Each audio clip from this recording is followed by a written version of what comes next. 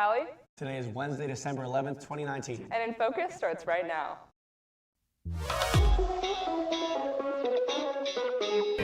Embarcadero Road. Walk sign is on the cross.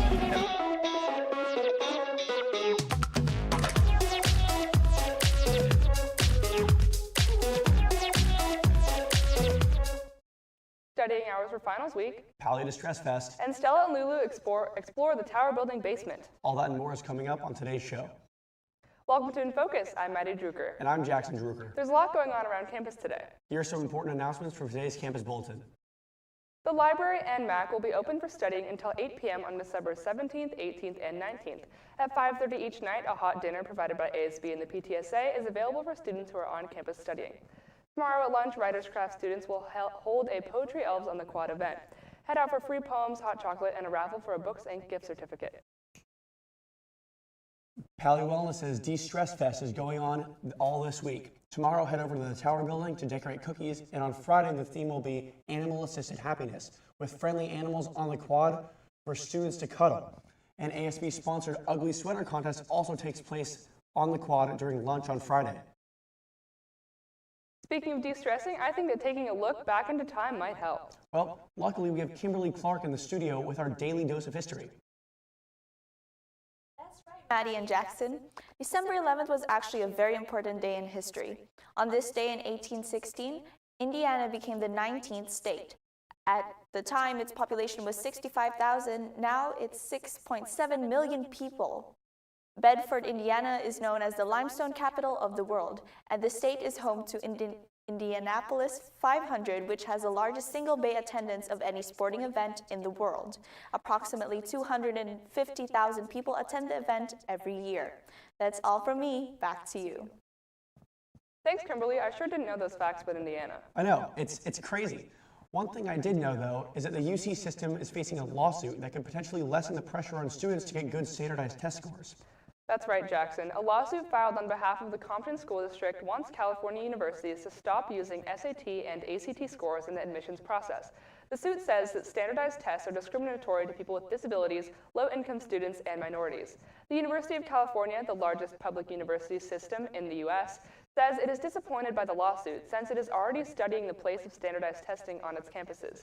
The College Board, which administers the SAT, said it denies the allegation that the test is discriminatory. The first fully electric seaplane took off on a successful maiden voyage in British Columbia. The flight of the Harbor Air float plane lasted 3 minutes. The test flight was the first step in the process to get the E-plane certified for commercial use. Officials say that it will likely be about 2 years before that will happen. Airplanes are pretty cool, especially for spying. Well, we don't quite have a group of airplanes, but Stella and Lulu might have dug something up in their spying segment. Let's take a look and see what Stella and Lulu have for us today.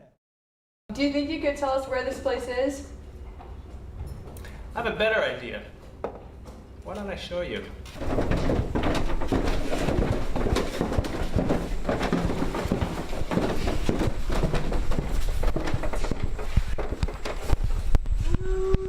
Oh my god! Is this the basement of the tower building?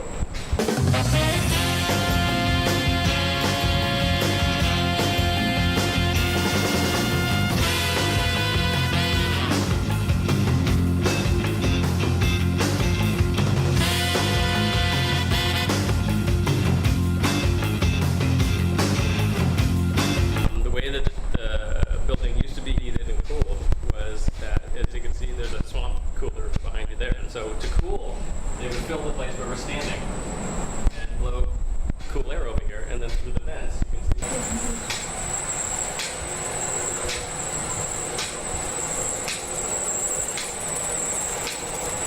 This is how it operates.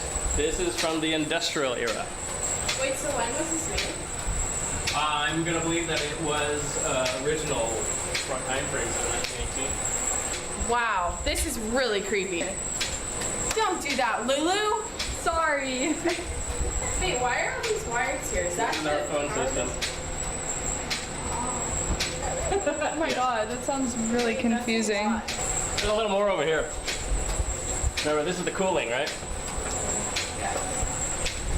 Get ready for wind.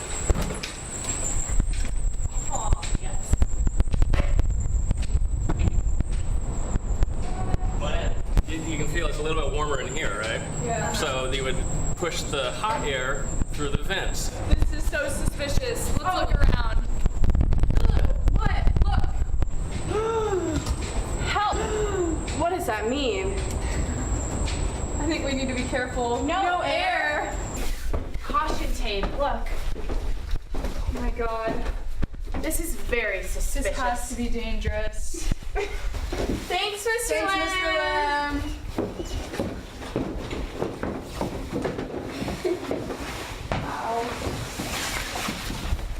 Oh, hi, Mr. Workson. What are you guys doing?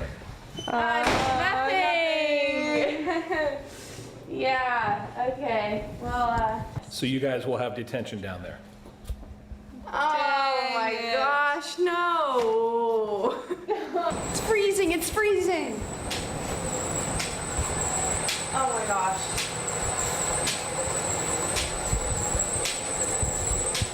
Billy D. Zoom in on Billy.